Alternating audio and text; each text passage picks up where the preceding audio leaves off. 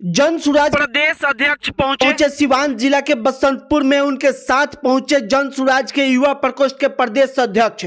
पूरी खबर आप सभी को विस्तार से बता दें, इससे पहले आप हमारे नमस्कार को स्वीकार कीजिए। मैं हूं अभिषेक और आप देख रहे हैं अभी 24 न्यूज। पूरी खबर यह है कि सिवान जिला के बसंतपुर में जन सुराज प्रदेश अध्यक्ष मनोज भारती के साथ युवा प्रकोष्ठ के प्रदेश अध्यक्ष पूर्व आईपीएस आनंद मिश्रा भी पहुंचे हुए थे। जन सुराज के प्रदेश अध्यक्ष एवं युवा प्रकोष्ठ के प्रदेश अध्यक्ष बाइक यात्रा पर निकले हुए हैं। वहीं जन सुराज के सभी सदस्यों के द्वारा बसंतपुर में जमकर स्वागत किया गया। स्वागत करने के बाद गांधी आश्रम के समीप गांधी जी के मूर्ति को माल्यार्पण किया गया। वहीं मौके पर उपस्थित रही जन सुराज की नेत्री उर्मिला कुमारी ने पूरी विस्तृत जानकारी दी हुई है। वहीं जन सुराज किस मोटो पर, किस लक्ष्य पर काम करने जा रही है और इस बार के विधानसभा में कितने सीटों पर चुनाव लड़ेगी, जन सुराज की वरिष्ठ नेत्री उर्मिला कुमारी ने पूरी विस्तृत जानकारी इस वीडियो में दी हुई है। अगर आप हमारे फेसबुक पेज को फॉलो नहीं किए तो फॉलो जरूर कर लीजिएगा। अगर यूट्यूब चैनल को सब्सक्राइब नहीं किए तो सब्सक्राइब जरूर कर लीजिएगा। ऐसी तमाम छोटी बड़ी खबरें हम आपके तक सबसे पहले पहुंचाने का प्रयास करेंगे। जन सुराज की नेत्री उर्मिला कुमारी से बात करने के बाद उन्होंने पूरा विस्तृत जानकारी दी हुई है कि आखिर जन सुराज किस किस लक्ष्य पर काम कर रही है और इस बाइक रैली का उद्देश्य क्या है। उन्होंने पूरा विस्तृत जानकारी इस वीडियो में दी हुई है।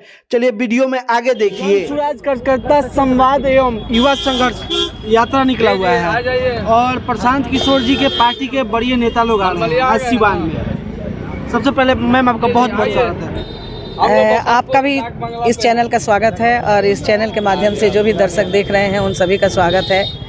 आज हमारे जो आनंद मिश्रा हैं, जो पूर्व आईपीएस हैं, जिनको बिहार का सिंघम कहा गया है, जो आसाम में एसपी का काम 10 वर्षों तक 5 जिला का वो एसपी रहे हैं, आज वे युवा अध्यक्ष के रूप में, प्रदेश युवा अध्यक्ष के रूप में हमारे जन सुराज से जुड़े हुए हैं। और आज वे अपने नेतृत्व में बिहार के युवाओं को लेकर के 20,000 किलोमीटर यात्रा करने के लिए उन्होंने अपना तय किया है और उसी के दरमियान वे निकले हैं और वह यात्रा को तय करते हुए आज वे बसंतपुर में पधार रहे हैं। उनके साथ में हमारे जन सुराज के जो प्रदेश अध्यक्ष हैं मनोज भारती जी, आज उनका भी संवाद होने वाला है माधोपुर में, तो आज वे भी साथ में पहुंचे हुए हैं। और आज ये दोनों ही जन सुराज के जो वरिष्ठ नेता है, आज दोनों का इस बसंतपुर की धरती पर स्वागत करने के लिए लोग बेताब हैं और सभी लोग उनका इंतज़ार कर रहे हैं। आज वे आनंद मिश्रा को देखकर आप देखें कि हमारी जो नौजवान लड़कियां हैं, ये सब में अभी तो सही पूछिए तो सबको सूचना भी नहीं है सही तरीके से।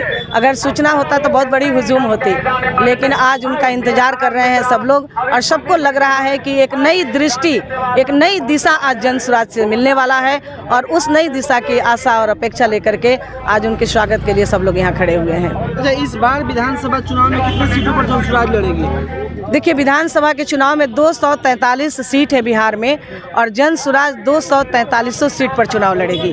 वह जन सुराज किसी के साथ कोई समझौता नहीं करेगी, वह स्वतः 243 सीट पर चुनाव लड़ेगी। किस लक्ष्य पर काम कर रही है जन सुराज? जन सुराज के 5 लक्ष्य हैं मुख्य रूप से। एक तो सबसे पहले यह है कि जो हमारे बड़े बुजुर्ग हैं जिनको आज तक 400 रुपये ही वृद्धा पेंशन मिलता है, तो सबसे पहले यह है कि जो उनके लिए 2000 वृद्धा पेंशन उपलब्ध कराना।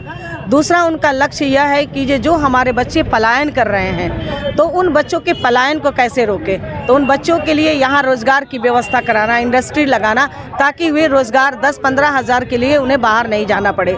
तीसरा इसका योजना है कि जो हमारे बुजुर्ग लोग हैं और किसान लोग हैं, आज उन लोगों को खेती छोड़ देना पड़ रहा है।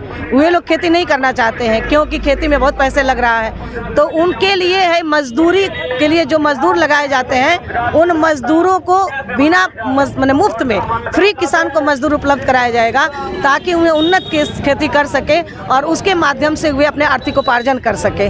और चौथा उनका ये काम है कि जो अच्छी शिक्षा, क्योंकि शिक्षा व्यवस्था बहुत चरमरा गई है, पैसे वाले के बच्चे प्राइवेट स्कूल में पढ़ते हैं, तो एक है कि मैंने शिक्षा नीति के तहत एक राष्ट्रीय शिक्षा की व्यवस्था करना, जहां पर ये बच्चे जो हैं कहीं भी पढ़ना चाहे, किसी स्कूल में पढ़ना चाहे, अगर जन स्वराज पार्टी की सरकार आती है तो सबसे पहले शिक्षा को लेकर के आगे आएगी।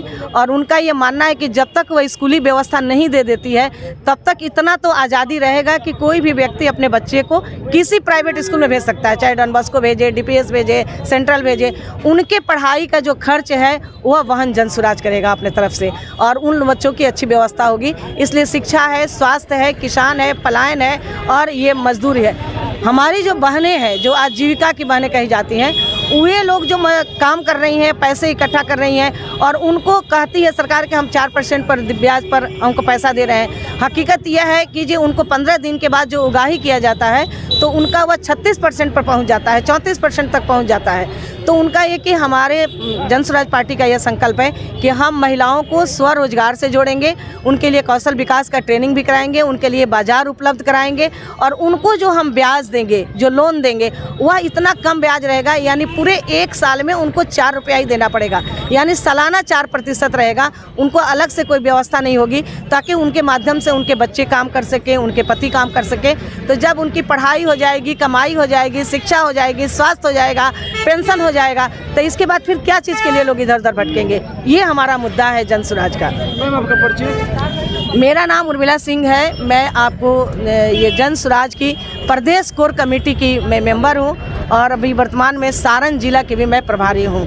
क्या अभी विधानसभा चुनाव लड़ेंगे कहीं से? ऐसा मेरा कहीं उद्देश्य नहीं है कि मुझे विधानसभा चुनाव लड़ना है।